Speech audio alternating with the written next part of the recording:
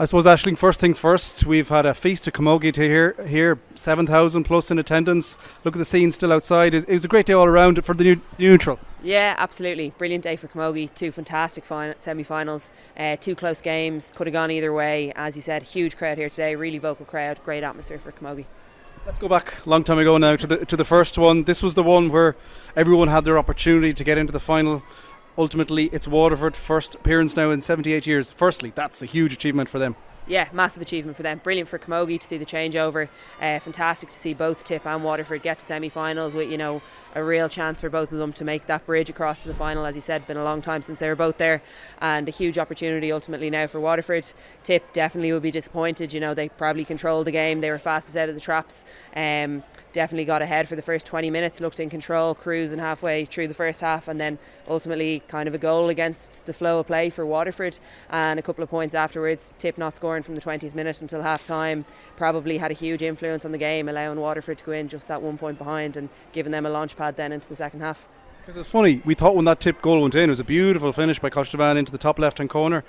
That put them 7 up. Yeah. After a dominant display. Waterford hadn't got going, but it nearly kicked Waterford into life rather than the other way around. Yeah, a rocket of a shot from Costevan, all right. Brianna Regan, some keeper, but you couldn't expect anybody to get a touch on that.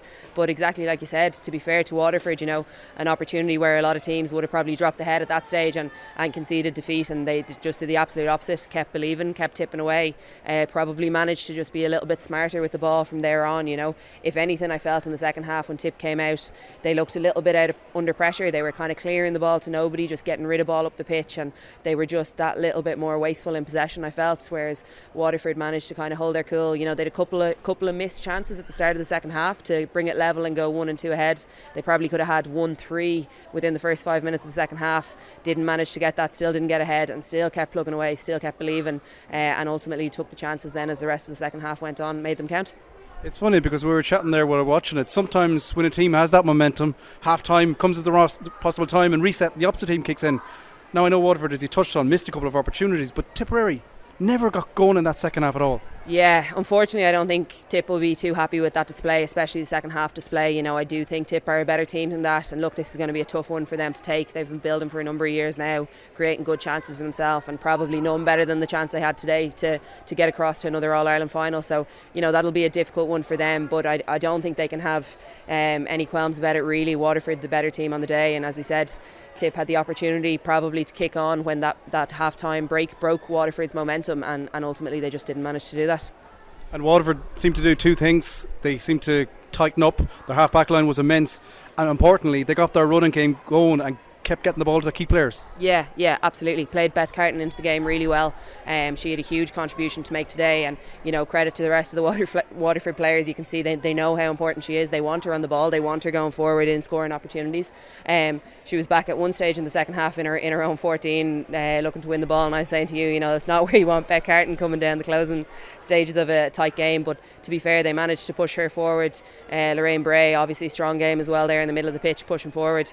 In comparison, just felt when Tipp came under pressure, they were delivering ball in, and they just didn't have enough players in front of the goal to make a difference when they needed it.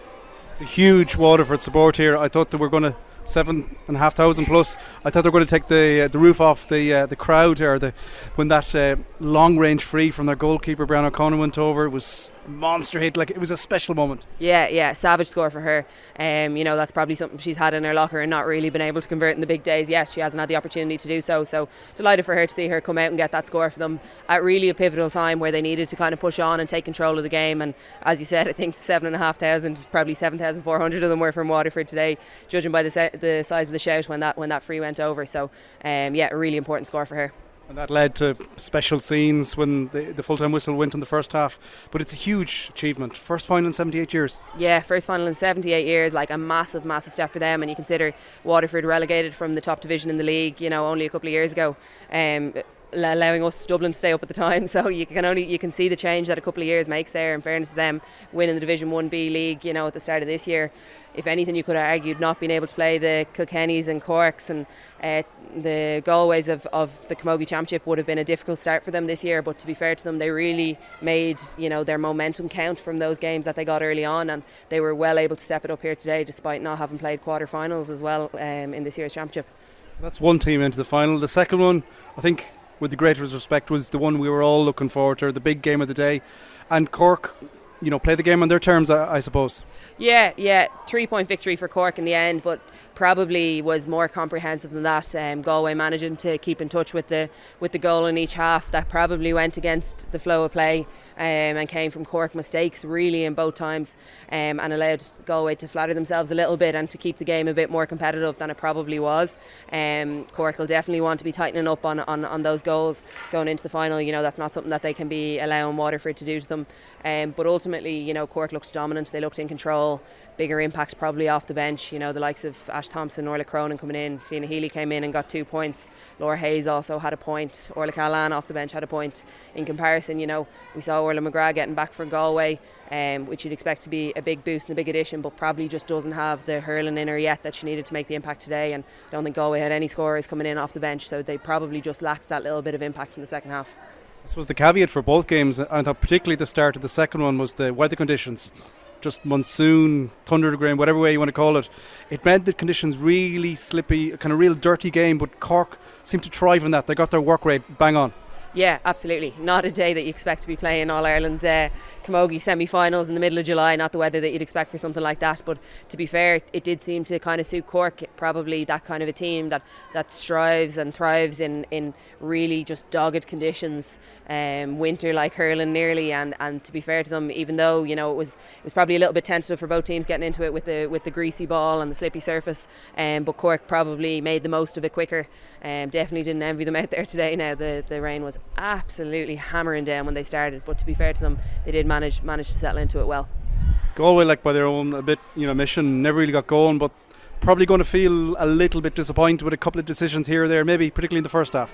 Yeah, I'd say you'd need to watch it back, and to be fair, it was a relatively free-flowing contest. So not that we'd ever look to blame referees, but to be fair, there was a lot of hurling played, but probably a discrepancy now in the amount of frees given each way. I think Galway had only 2 in the first half and Cork had 11, so definitely a bit of a difference there. Now whether that comes down to the nature of the tackling that Cork were doing, whether they were being a bit more disciplined, or what it was, I'm not sure. Amy O'Connor was very clinical with the frees up front as well for Cork, so definitely making them count when they did get those opportunities. And ultimately, I'd say Galway will look back and kind of regret some of the chances that they handed over a bit easy. Some of those close frees in around the goal that really you can't be giving up to a team of the standard of Cork. And I suppose ultimately Cork, every time Galway got a goal, they reacted well, and a big third quarter performance from Cork. Yeah, huge third quarter performance. Orla Cronin being introduced, I think, at 42 minutes, and Ash Thompson 5 or 6 minutes later coming in there as well. So 2 big players making a big impact. Where that game was in the melting pot, not allowing the momentum of that second goal for Galway. I think the second goal for Galway was just before Ash Thompson came on, and bringing on Ash Thompson is a momentum shift in and of itself. You could see the lift she was giving the team when she was getting on possession and driving the ball forward. She looks really fit. She looks well able to get up to the pace of the game. Clearly she's recovered well from that cruciate, so she was a huge addition to Cork, and they were able to, as you said, not let the goal swing the momentum of the game for too long. So it's a Cork-Waterford final. The Cork camp were quickly to remind me that even if they've gone through the hard way, they've beaten Kilkenny, now they're victorious here today against Galway, that Waterford did beat them already this season, and that's already the marker they're putting down for their team talk, say. Yeah, absolutely, and great to see, because Waterford bet Cork in the first round of Munster, and then Tipp bet Waterford and won that Munster Championship. So, and now Tipper knocked out before the All Ireland final. So it's really good for Camogie, to see those other teams coming up, to see different teams winning, and to see that kind of momentum shift, I suppose, in different counties. But it'll be an interesting game here today. I don't doubt that Waterford won't be too concerned about the result in the Munster game if they don't get the result in the All Ireland final. That's the one that they'll be targeting, but I'm sure Cork will give them the respect that they deserve for the wins that they have got. And as you said, Cork have had a tough enough run to get here, so that big game today against Tipp will really stand for Waterford going into the final now. Too easy to say that Cork will be favourites now for the final in 2 weeks' time? Too easy to say, but probably also true. Yeah, I'd say, look, as we said, a win against Kilkenny, a win against Galway, 2 big wins. It'd be difficult to argue that Cork aren't favourites going into it, much as you have to give Waterford respect for the wins that they have had. To be fair, today was probably the first serious contest that we've seen Waterford get. They came out of the group probably relatively handy. You even see probably the toughest contest they got was against Antrim, and then Tipp had a very comprehensive victory over Antrim in the quarter-final. So Waterford probably only really are getting a chance to test themselves against the best of the competition now in the kind of semi-final and final stage, which is probably not ideal preparation for them. But I don't doubt they'll be arguing they've stepped it up massively coming into this semi-final, and they'll step it up again going into the final. So looking forward to a good game, hopefully.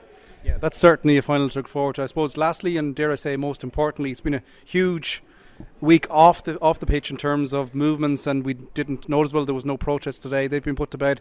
That's a huge, I suppose, line in the sand, if it's used correctly now, for both camogie and lady footballers. Yeah, you would hope so, and fantastic to see that being able to come into one of the biggest days of the year in the camogie calendar, that players were able to focus on what they should be focusing on, which is the games and the matches.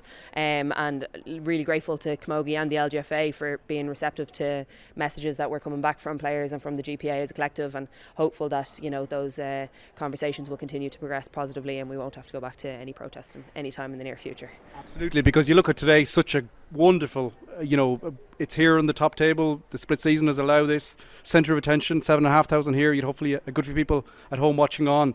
It's a huge day, 2 great games. That's what you players deserve to be on the limelight for. Yeah, absolutely. This is what the game's all about. This is what we want to be covering. This is what we want to be showcasing.